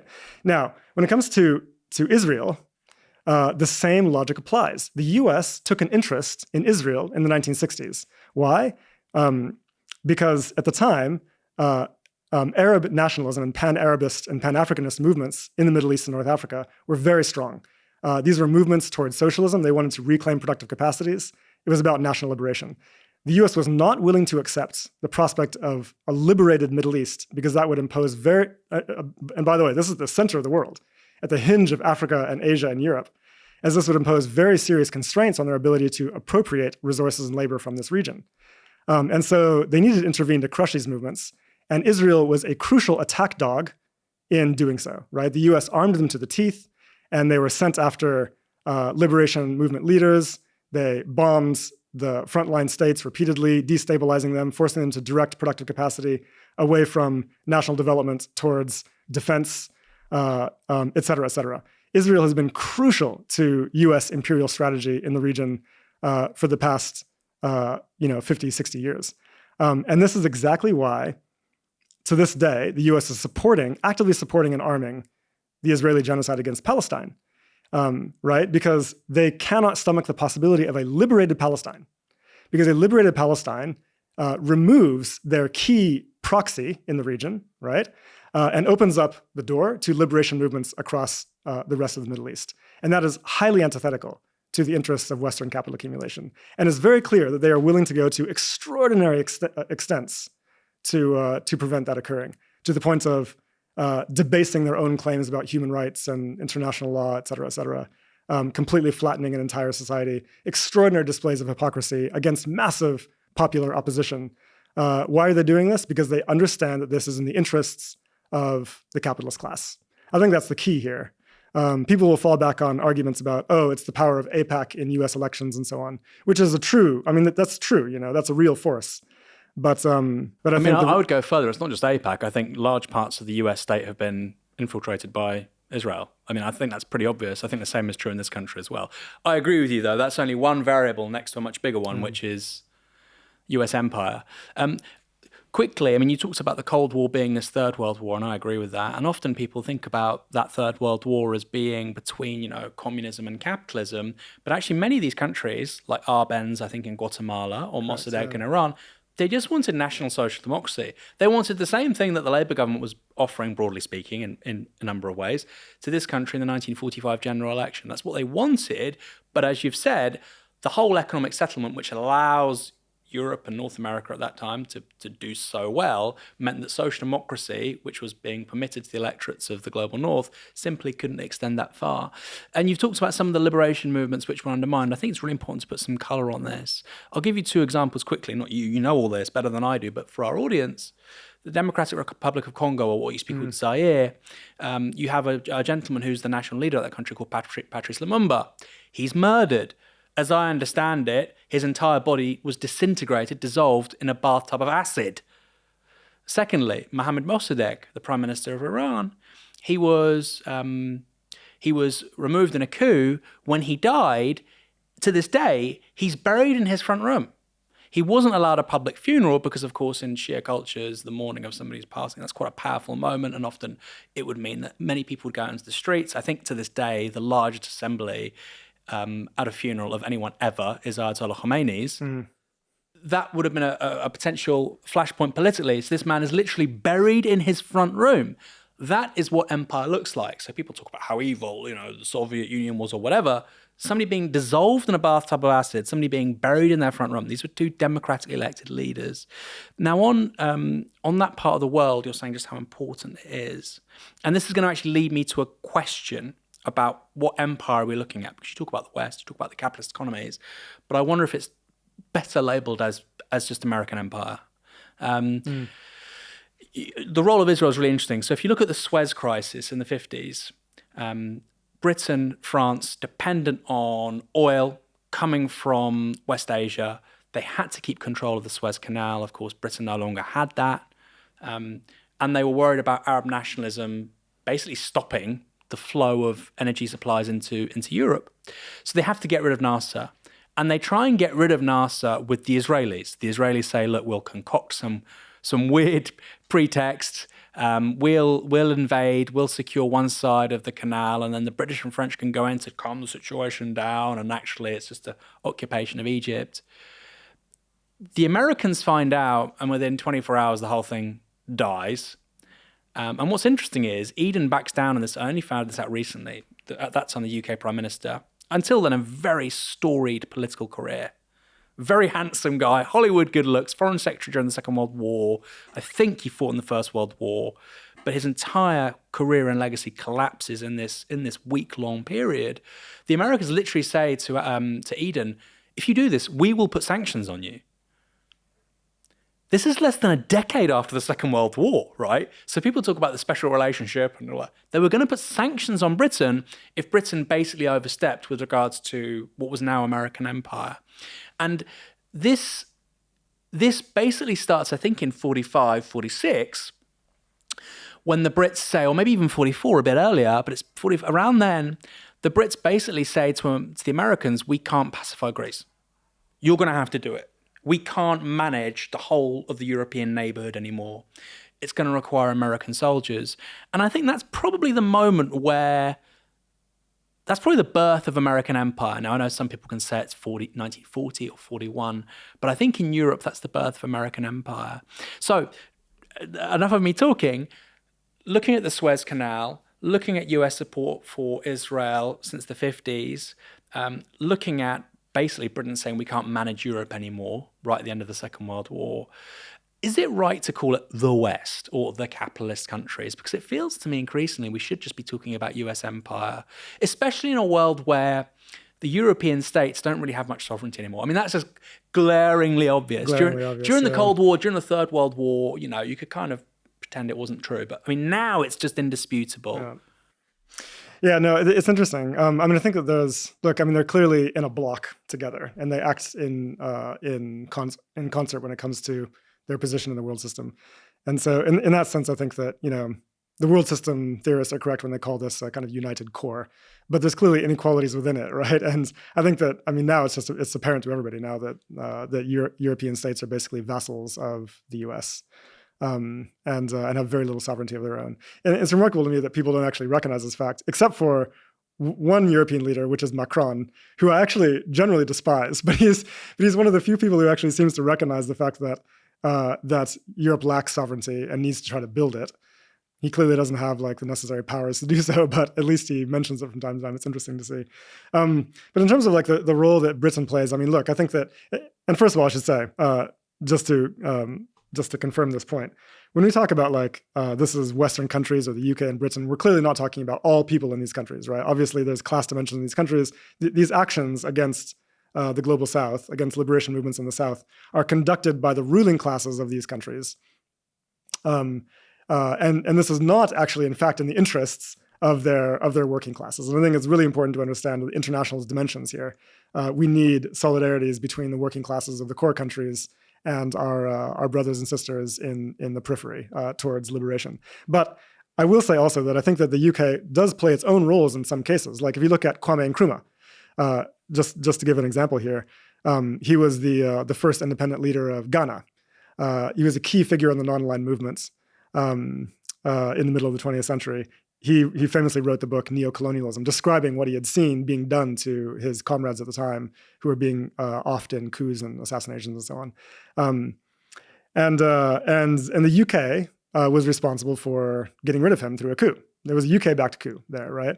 And this is amazing because most British people don't know this fact. I mean, I taught at LSE for years, and I would bring this up in every one of my lectures at some point. And almost nobody knew this fact. So I think there's actually a lack of awareness about the extent to which the UK played direct roles here. And we can see it, of course, it's happening right now with Gaza. The UK is directly participating in providing intelligence and support to the Israeli regime. But I mean, clearly within the core there are these hierarchies, and the US is calling the shots. That's definitely apparent. And then you have a subordinates, a set of vassal states. Specifically, countries like, say, Ukraine. I think Japan is another example. The South Korea, Taiwan. These are subordinates, elements of the core states. But I wonder. I mean, I would have agreed with that 5 years ago, and I just wonder now: is that necessarily true? Look at, for instance, Israel. So I think Israel's endgame is the destruction of any other potential peer power in West Asia, right? Yeah. So that basically means Iran and Turkey. That is the end game, right? I think people really need to be serious about this. Iran and Turkey. First Iran, and then in 15 years' time, it'll be Turkey. They need to, like Syria, balkanized, weak, destroyed. Yes. And what that means, and that's in the interests of US empire, like you say, because you cannot have strong peripheral powers, and certainly not strong peripheral powers, potentially in the orbit of China. But what that means is that you're going to have millions of refugees coming to Europe. Millions, tens of millions, far more than we have at the moment. And of course, the right in this country so far don't seem to connect foreign policy and displaced peoples. But anyway, I find it remarkable that you have the same American elites and administration give carte blanche to Israel to do this stuff. They know the refugees don't go to the US, they go to Europe. And then they say to the Europeans, Europe's fallen, right? But the Europeans don't seem to have any sort of say in this. And the Europeans get to agree with Europe has fallen with the Americans on the American-owned big tech platforms while buying American weapons to fight a war in Ukraine, which basically was catalyzed by the US State Department. Alongside Putin, it's an illegal war of aggression, but takes two to tango. And it doesn't feel like a core anymore. Do you see what I mean? Mm-hmm. Do you see what? So I think that would you agree at least that the vassalization of Europe has kind of intensified in the last 10 to 15 years? And if so, why? Yeah, it's interesting. I do think probably there's some tendency in that direction, and the reason being, I think, is that like as kind of the imperial arrangement phrase with the rise of some more sovereign-seeking states in the global south, China being one. I think that the U.S. is going to be more likely, like as this pinches the viability of capital accumulation in the core states. I think that it's going to make the U.S. more likely to start to cannibalize its own allies, right? And by the way, these were never really allies. These have always been like instruments of U.S. policy, effectively. Look, the future for Europe, I think, is fairly straightforward. Like what Europe, what's actually in the interest of Europe, and especially Europe's working classes, is integration with the rest of Eurasia. Like any 5-year-old who looks at a map of the world can tell that Europe is not a real continent; it's a peninsula on Eurasia, right? And it's just crazy that the U.S. has effectively organized the world in such a way that it's convinced European peoples to believe that their direct neighbors, right, are their worst enemies: China, Russia, et cetera, et cetera. This is crazy, and so clearly, like the path to a safe and prosperous Europe in the future is integration, where the continent can handle its own crises collectively. And it's really, I think, fundamentally the U.S. and those within the European ruling classes who are aligned with U.S. imperial objectives, which is clear in the case of the current leader of the EU, that they have no interest in that, right? So I think that's I think that's a conversation that we need to be having, actually. Like, what does the future of Europe look like? And I think integration is key to that. Yeah, there's so many potential outcomes here. And I think of de Gaulle. De Gaulle is kind of like, he's the last great European politician who believed in sovereignty, independent of the United States. I don't agree with de Gaulle on many things, obviously, but I'm just saying he believed in an independent France. And, the CIA were kind of, making inquiries to kill the dude, right? And they certainly didn't want, this is really interesting, in 1943, they didn't want him as the leader of a post-war France. The Brits did, because he was based in the UK and they thought they could get him to do what they want. Silly them, because he was quite a junior person in the government before he fled. Along with Jean Monnet, quite interestingly enough. And Pétain takes over in Vichy France. So yeah, I think there are multiple outcomes for Europeans in the future. And I think right now it seems to me the short-term answer is going to be, weirdly, ultranationalism combined with more deference to America. That seems to be the offer from the radical right, doesn't it? AFD, reform. It seems to be, which is just crazy, especially to the extent that these people think that they're, the discourse that you get from these parties is about sovereignty. Yeah. But in fact, what they're going to deliver is not that at all. It's further vassalage and also misery for their working classes. Simple as that. I think that the story of Greece and Italy, and to some extent Spain, is actually really important here, right? In the 20th century, you had very popular socialist and communist movements in Greece and Italy, and of course also in Spain. And they were poised to win elections at key moments, and the U.S. intervenes to crush those movements. They intervened to affect election outcomes, et cetera, to ensure that socialists and communists never came to power in Southern Europe. In Spain, they did not come to the aid of the socialists and anarchists fighting against the Franco regime. In fact, the U.S. supported the Franco regime. And U.S. presidents landed in Spain and did photo ops alongside Franco, supporting his regime. It's absolutely crazy. I mean, this is a fascist regime that the U.S. openly supported in the 20th century. And so I think that it's crucial to understand that, like, the U.S. does not have the interests of Europeans in mind. certainly not the interests of the European working classes. And I think that it's actually crucial that all of us understand that fact, right? And start to take steps accordingly to achieve not only national sovereignty from US vassalage, but also popular sovereignty through socialist movements that can confront that kind of threat. I've loved this conversation on foreign policy and geopolitics, but now I'm going to bring the debate back to degrowth and growth. Okay. Because I agree with, by the way, your most recent book, I agree with basically all of it, Jason. Not even basically, there's no caveats. I agree with all of it. But how would you respond to the question, or the proposition rather, that degrowth is bad branding? Because nobody likes to degrow, right? We like growth. Right. We like children growing. We like businesses growing. We like families growing. We like personal growth. Yeah, I think that I'm actually not against that claim. I think it might be, in fact, but it was never really meant to be branding. Like, it was meant to be an analytical term. I think it's very useful as an analytical term for scientists, for academics, and I think also within the climate movements, within the left, etc., within socialist movements, and so on. I think that is actually like a really important term that we need to help us rethink what is the objective of the economy, and certain key things that we have to achieve, like degrowing, damaging, and unnecessary capitalist industries. Right, that's actually something we have to do. But I really don't think it ever was intended to be a public-facing term. Certainly never one that a political movement should use at the podium, because obviously it's very prone to misunderstanding, and can even create antagonisms. Now, what's interesting is that the people who coined the term actually liked it for that reason. It's an interesting history. They considered it what they call a missile word, and they liked it because if you say to somebody, we need ecological sustainability, or we need to green our economy, they're gonna be like, yeah, I agree with that.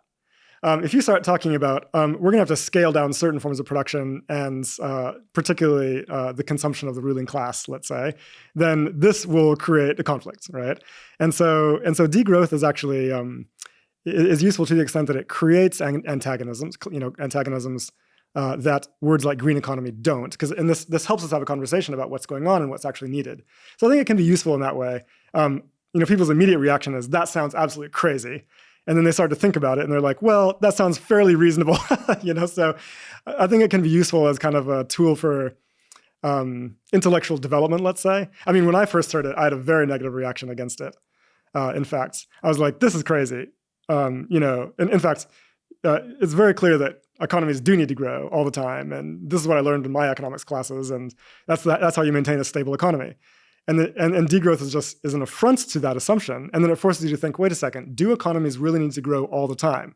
Like, should the US economy keep increasing aggregate output, even though it has worse social outcomes than European economies with half the GDP per capita, right? This doesn't make any sense. And so I think it triggers a process of introspection.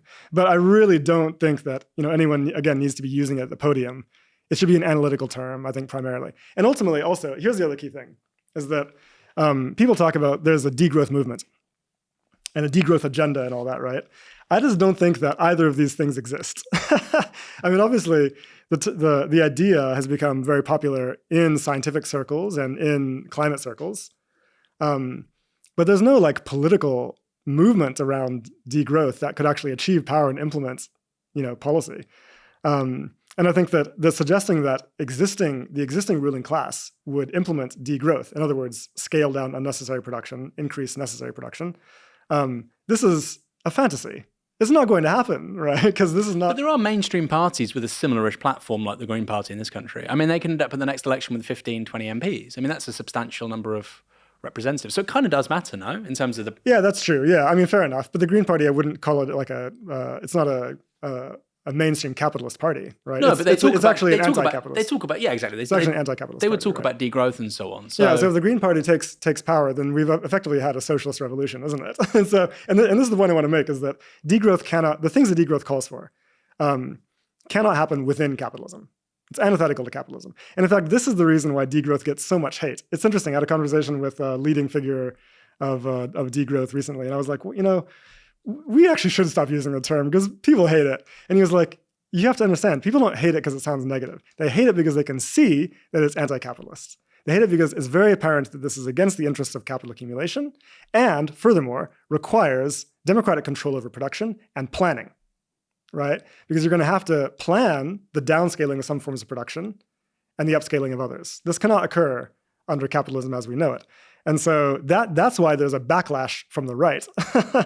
And so I think that given that fact, what we actually want to do is play into that terrain more directly. Like, let's rid ourselves of the confusion. This is really about class struggle. This is really about who controls the means of production. Quite. And so let's make the movement actually is socialism. Yeah. We have to build a movement for socialism that has the possibility of taking power and overcoming capitalist control of production, asserting democratic control over our own productive capacities so that we can address our social and ecological crises. That's the movement. That's the objective. I think that degrowth is properly understood as a piece of socialist transformation that applies specifically to rich countries. And again, I think one of the major misunderstandings of degrowth, and this is another reason why it triggers so much anger, is that people immediately think, oh, this is about denying development to the global south. No, it is fundamentally the opposite of that. It is specifically targeted at those nations that dramatically overshoot their planetary boundaries and have to reduce material and energy use to achieve sustainability. That does not apply to countries in the imperial periphery, where we know that in most cases, they need to increase their use of energy and resources to build out the infrastructure necessary to ensure good lives for all, right? So that entails aggregate increasing production, in other words, growth.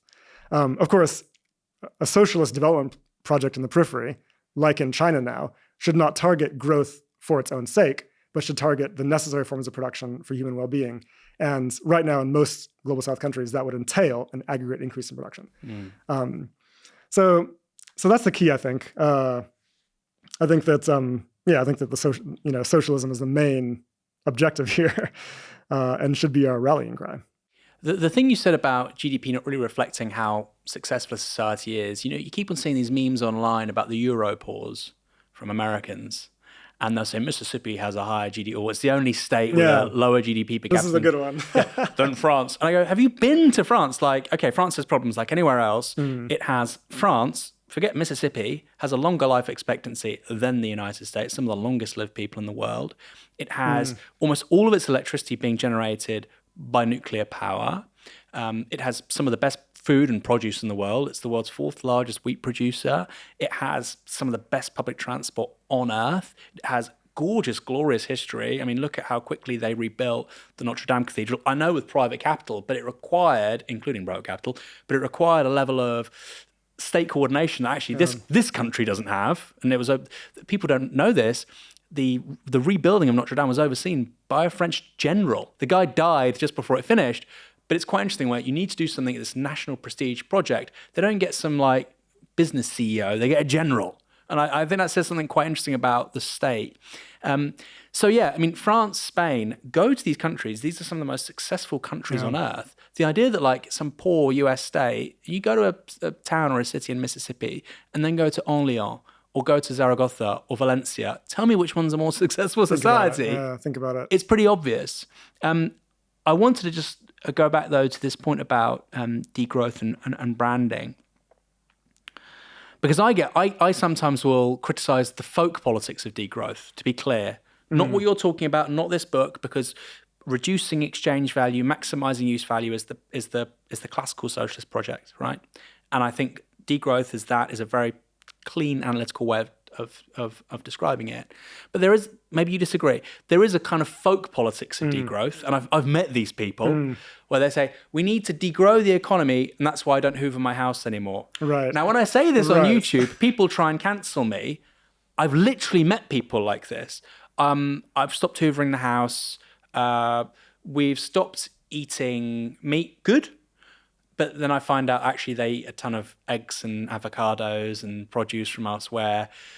So there's this kind of folk politics of degrowth, which actually A, doesn't achieve what it sets out to do anyway, but B, means that you regress on quite fundamental gains in the 20th century. Like, and again, I'm not joking, washing machines, hoovering, even just using the bus, right? I would never, get on something. And some people do say this. I've not met personally the person that says that. I've seen it, but I have met the people that won't use the hoovers and the washing machines or will use them less. I'll give you a really classic example here.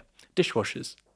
Dishwashers, and I know there's a bunch of embodied carbon within the machine itself, but they use less water than when you wash with hand. They use less energy, and they obviously save time. So in terms of labour substitution, I think that's quite a smart device. In terms of inbuilt obsolescence, they should last longer, et cetera, but I think that's quite a smart thing. Totally. There is this folk politics where it's like, no, do it by hand. Primitivism. Do you meet those people, or am I being... do. I'm very strongly against it for lots of reasons. Let's get into this. I think it's empirically and also politically wrong.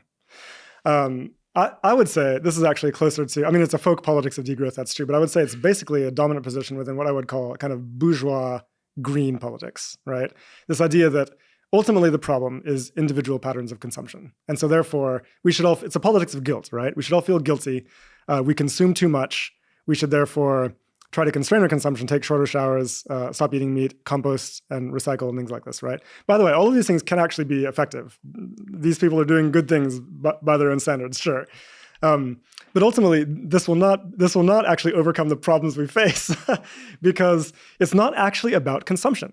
Consumption is in fact downstream from the production system. This is crucial to understand. And so what really matters here is what is being produced and under what conditions. And us taking shorter showers and composting and so on, right, does not in fact change the structure of production. And so ultimately, this is a completely failed political approach that can't achieve its objectives, but also furthermore, absolutely alienates the working classes, right? And so you have, and this is maybe not true of the UK Green Party, which I think is actually fairly socialist, and has very good policy approaches for the most part. But if you look at like the German Greens, right? So you have these like sort of middle upper class German Green folks who go around talking about how we consume too much, blah blah.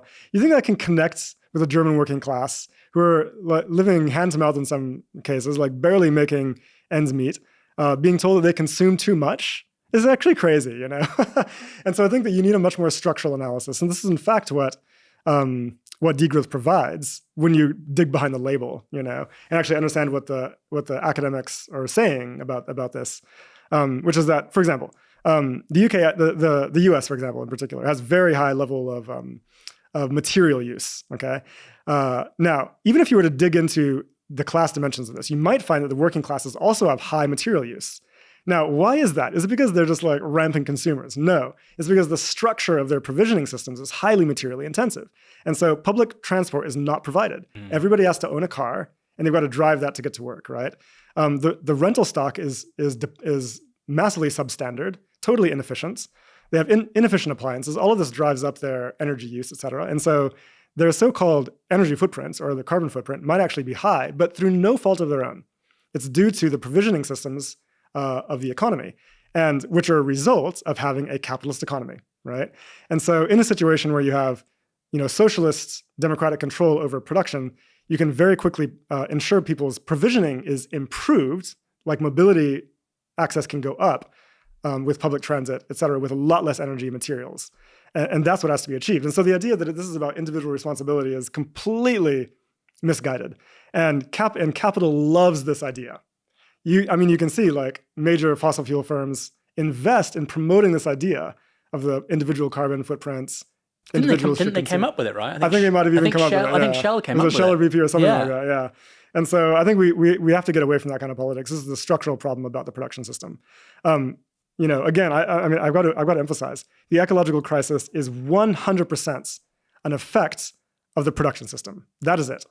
It's about who controls production and what we're producing and who benefits from it. Simple as that. And that's ultimately what we're going to have to tackle, I think.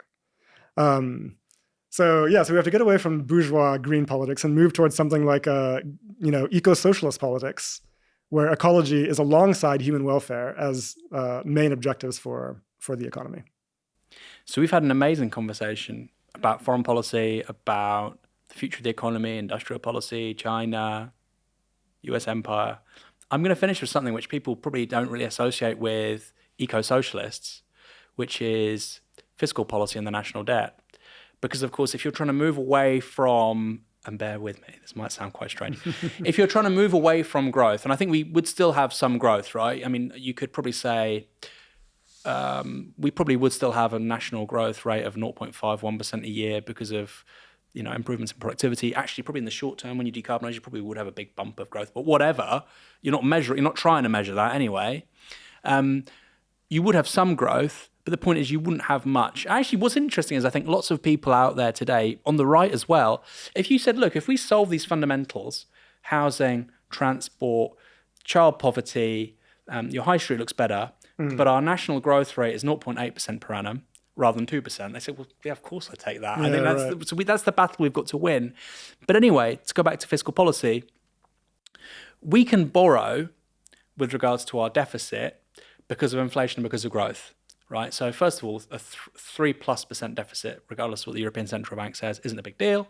If you have a 5% deficit, but you're growing at 2.5% and inflation is 3-4%, it doesn't matter. You're basically on an even keel. However, if what you're saying is we don't have much growth and we don't have much inflation, right? A lot of inflation actually is coterminous with the kinds of growth we've seen over the last century because of monetary policy and whatnot. I know we're getting into some very strange weeds here, but I think this is a really interesting point. If we're not going to have growth, then presumably we can't really have big deficits anymore.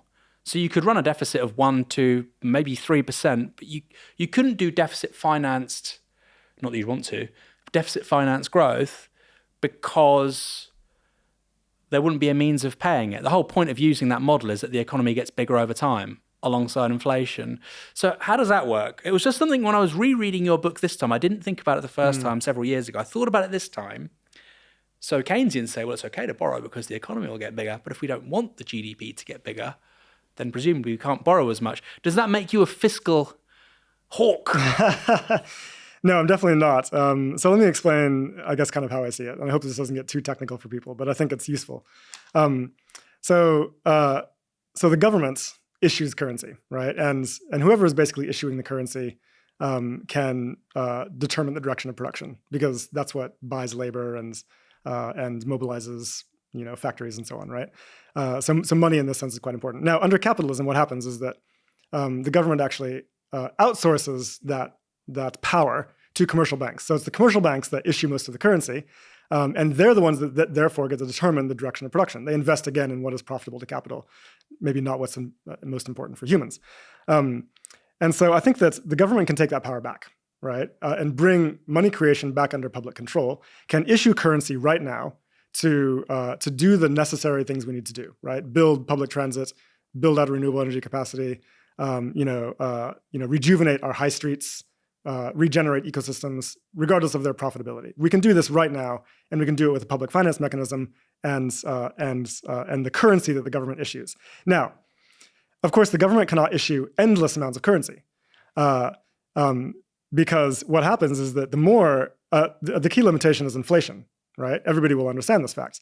The more public finance goes in the economy and you do a bunch of public works, you're now competing with capitalist producers over labor and materials and factories and so on, right? So this is going to drive inflation in the economy once the slack is taken up. How do you avoid that? You have to somehow reduce capitalist forms of production, unnecessary capitalist forms of production, right? And so part of that can be done through taxation, okay? So you reduce excess demand in the economy in places you don't want by taxing the rich, for example. Why should the rich be able to command our labor to get us to build their mansions and curate their lawns, et cetera, right? Tax them, reduce their command over the national productive capacity, and therefore free up real resources that we can redirect towards the public projects that we need to be doing, right? That's one way to do it, through taxation. The second way, and that would maintain a fiscal balance, right? The second way is actually through credit policy. Okay, so you can basically put rules on the commercial banks to limit their creation of private money and therefore their investments in capitalist forms of production. Let's say we want to scale down fossil fuels and SUVs. So we put rules on them to reduce the quantity of money creation that gets invested in these forms of production. That too liberates real resources that can be, again, redirected towards the public objectives we want to achieve. And this is what economists call a non-fiscal pay-for. And so you're reducing the private commercial investment in the money supply to reduce certain capitalist forms of production, and therefore giving yourself the space to increase public production. This can be done very, very quickly, and this is the kind of thing, in fact, that China does. So this is a crucial strategy. Now, what's actually going on here is that you're effectively, through this process, shifting control over productive capacity away from the capitalist sector towards the democratically controlled public sector. And this is precisely why, in our existing economy, capitalist governments refuse to take this approach. Despite the fact that it would enable us to accelerate our progress on key social and ecological goals, they don't do this precisely because they know that this is a transference of power and control from capital to the public. And that's unacceptable because that constrains possibilities for capital accumulation. Jason, I think we'll leave it there. We'll leave it at that. That's a very complicated way to end things. No, I know, but people can read about these things. They can Google them. And the point you made about credit in our present system being basically generated by private actors, private banks from nothing is a huge thing. And actually, many people are cottoning onto that right, left. They're aware of this bizarre way that we allocate resources in a way that wasn't the case 10, 20 years ago. For people that have been entranced by this conversation, I think, what a very intelligent, informed man. I've learned so much. Where can they follow you? Where can they read more by you and about you? So I have a couple of books, The Divide, A Brief Guide to Global Inequality and Its Solutions, which discusses kind of the imperial dimensions of the world economy, and then Less is More, which talks about degrowth. I have a website called jasonhickel.org where I keep all of my published academic research available for free, so people can find it there. There's also a website called globalinequality.org, which is co-produced with my colleagues and students and postdocs that effectively allows us to see kind of handy data visualizations of how the imperialist capitalist economy works. So you can check it out. Hopefully useful to people. Let's see. But thanks very much, Aaron, and I really enjoyed participating with Novara here. I've been a fan of the network for a while and pleased with what you guys are doing. Thank you. It's been really fun. We'll get you back on soon. Sounds good.